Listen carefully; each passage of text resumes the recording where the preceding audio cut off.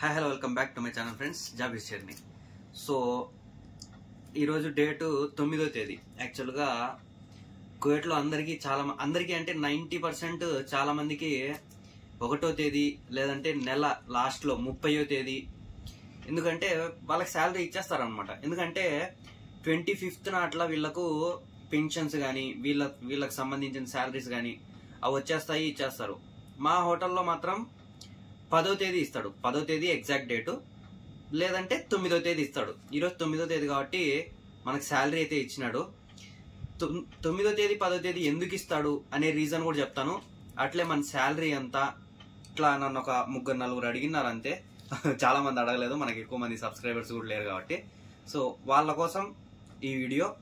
ఇంటికి ఎంత పంపిస్తాను, నేను ఖర్చులకి ఎంత పెట్టుకుంటాను, సో ఇవన్నీ ఈ వీడియోలో తెలుసుకుందాం. సో ఫస్ట్ శాలరీ వచ్చి, నా శాలరీ అనేది 250 దినార్లు. నేను వచ్చింది హోటల్లో డ్రైవర్గా ఫుడ్ డెలివరీ చేయడానికి వచ్చాను. ఒకటే హోటల్. చాలా మంది తలబాత సపరేట్ ఏదన్నా వేరే కంపెనీనా అని అడుగుతున్నారు. ఇవేమి కాదు. నేను వచ్చింది జస్ట్ ఒకటే హోటల్లో చేస్తాను. నైట్ 8 గంటలకు డ్యూటీ ఎక్కినానంటే పొద్దున్నే 8 గంటలకు డ్యూటీ దిగేస్తాను. అంటే 12 గంటల డ్యూటీ. 12 గంటలు డ్యూటీ చేసి రూమ్కి వచ్చేస్తాను. బయట ఎక్కడ వేరే పని నేనే చేయను. 12 అవర్స్ డ్యూటీ చేస్తాను, రూమ్కి వచ్చేస్తాను. సో ఈ 12 గంటలకు డ్యూటీ గాను నెలకు 250 దినాలు నాకు జీతం ఇస్తాడు. 250 దినాలు జీతం ఇస్తాడు. దాని తర్వాత రోజు దినార్ నూసు 2 దినార్లు అంటే కమిషన్ అనమాట. ఇప్పుడు ఫర్ సపోజ్ ఈరోజు సేల్ నేను ఒక 40 దినార్లు చేశాను అనుకోండి. అంటే ఆర్డర్స్ అనేవి 40 దినార్ల ఆర్డర్లు నేను తోలినాను అనుకోండి. దానికి ఒక దినారు లేదు దినార్ నూసు అట్లా అతని మూడ్ని బట్టి దినార్ నూసు 2 దినార్లు. అది మనకు పెట్రోల్కి సరిపోతుంది అక్కడికి. సో డైలీ పెట్రోల్కి అక్కడికి సరిపోతుంది. ఫుడ్ అనేది మా హోటల్లోనే తినేస్తాను అనమాట. హోటల్లో నైట్ టైం అయితే హోటల్లో తినేస్తాను, లేదు పొగలైతే రూమ్లో తినేస్తాను. ఇంకా రూమ్ అంటారా, రూమ్ అమౌంట్ కూడా హోటల్లోనే ఇస్తాడు. సో ఇప్పుడు ఏమేమి పోయినాయి మనకు అన్ని, జీతం 250 వచ్చింది, డైలీ పెట్రోల్కి పోతుంది, ఫుడ్ పోతుంది, రూము పోయింది. మనకేం లేవు ఖర్చులు. అంటే ఇంకా బయట మనం ఎక్స్ట్రా ఖర్చులు ఏమన్నా పెట్టుకోవాలంటే మనం డబ్బులు పెట్టుకోవాల్సి వస్తుంది. సో ప్రెసెంట్ డ్యూటీలో ఈ శాలరీలో మనకు వచ్చి 250. ఎంచుదాం ఈ నెల ఎంత ఇచ్చినాడో. ఎందుకంటే అకామా ఉంది లాస్ట్ మంత్. అది లాస్ట్ మంత్లో కట్ చేసినాడో ఈ మంత్లో కట్ చేసినాడో నేను ఇంకా ఎంచలే డబ్బులు కూడా. ఎంచుదాము. అకామా వచ్చి సంవత్సరానికి 80 దినాలు పట్టుకుంటాడు అనమాట. సో చూద్దాం. 1 2 3 4 5 6 7 8 9 10 11 12 13 14 15 16 17 18 19 20 21 22 23 24 25 అంటే 250 ఇచ్చినాడు. అంటే అకామా అంతకు ముందే ఏమో పట్టుకున్నట్టున్నాడు. నేను ఇంటికి పోయినప్పుడు అట్లా పట్టుకున్నట్టున్నాడు. సో 250 ఇచ్చేసినాడు. ఇప్పుడు దీంట్లో ఇంటికి ఎంత పంపిస్తానంటే మొత్తం ఇంటికే పంపిస్తాను.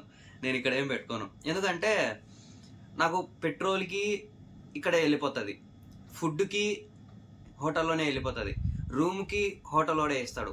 సో నాకు మొత్తం హోటల్లోనే చూసుకుంటాడు కాబట్టి ఇది మొత్తం నేను ఇంటికే పంపించేస్తాను.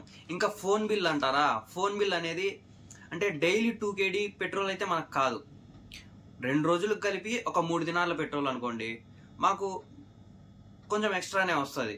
సో అట్లా రోజు ఇట్లా మారింది. ఇంకా బయట టిప్స్ ఇచ్చేవి, టిప్స్ అనేవి మనం చెప్పలేం. ఒకరోజు దినార్ రావచ్చు, ఒకరోజు నూస్ రావచ్చు, అంటే 1/2 kg రావచ్చు, ఒకరోజు 2 దినార్లు కూడా రావచ్చు.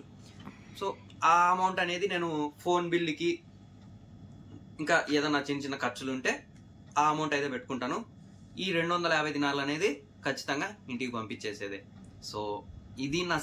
ఇంకా ఫైనలీ మీకు మిగిలిండేది 9వ తేదీ 10వ తేదీ శాలరీ ఎందుకు ఇస్తాడు. అందరికీ 1వ తేదీ 30వ తేదీ ఇచ్చేస్తా ఉంటే మీకు 9వ తేదీ 10వ తేదీ శాలరీ ఎందుకు ఇస్తాడని చెప్పి చాలామందికి డౌట్ ఉండొచ్చు.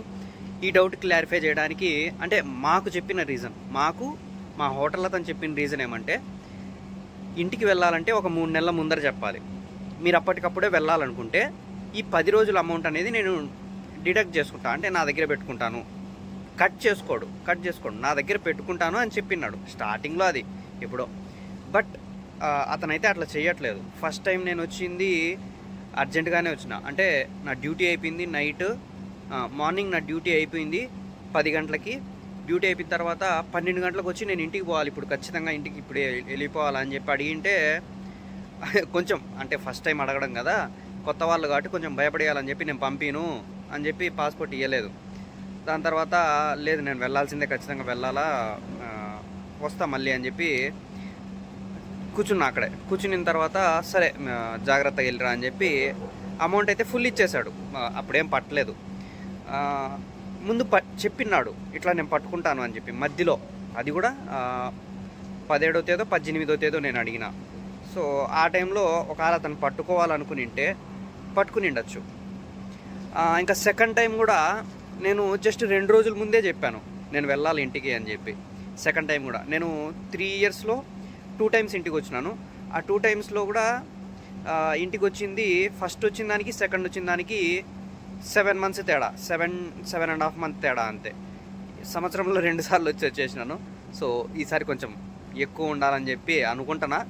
ఇంక దేవుడి దయ, అది ఉండమో చెప్పలేం, పరిస్థితులు ఎట్లా మారుతాయో. సో మాకు చెప్పిన విషయం అయితే అది 9వ తేదీ 10వ తేదీ ఈ రీజన్ వల్ల నేను ఇస్తాను శాలరీ అని చెప్పి. బట్ అతనైతే ఎప్పుడు ఇంటికి వెళ్ళాలనుకున్నా కూడా ఫస్ట్ కోపడతాడు, ఎందుకంటే సడన్గా చెప్తున్నాం కాబట్టి. ఒక 3 నెలల ముందు చెప్పినామంటే అతను డ్రైవర్ని అనేది అరేంజ్ చేసుకుంటాడు అన్నమాట. ఎందుకంటే ఫుడ్కి సంబంధించింది కాబట్టి డ్రైవర్ని ముందు అరేంజ్ చేసుకుంటే ఈ లోపల ఈ 3 మంత్స్లో అతను పికప్ అవ్వగలుగుతాడు. అంటే మా హోటల్కి కొంచెం పికప్ అవ్వాలంటే కొంచెం ఎక్స్పీరియన్స్ ఉండాలి. ఎడార్లలోకి, మిలిటరీకి ఎట్లా పడితే అట్లా వచ్చేస్తాయి ఆర్డర్లు. సో అందుకని చెప్పి అతను ఒక 3 మంత్స్ ముందు చెప్పాలి నాకు, అప్పుడు నేను ఫుల్ శాలరీ ఇవ్వగలుగుతాను అని చెప్పి చెప్పినాడు. కానీ నేనైతే అప్పుడప్పుడు అడిగితే 2 సార్లు కూడా అప్పటికప్పుడే అడిగినాను, పంపించేశాడు. 9, 10 తేదీల్లో శాలరీ ఇవ్వడానికి గల కారణం ఇది. శాలరీకి నేను ఉండేదానికి నా వీసా టైప్ 18, నా వీసా, నా వర్క్, అదంతా మొత్తం ఈ వీడియోలో మీకు అర్థమైపోయింది అనుకుంటున్నా. So thank you so much, by by.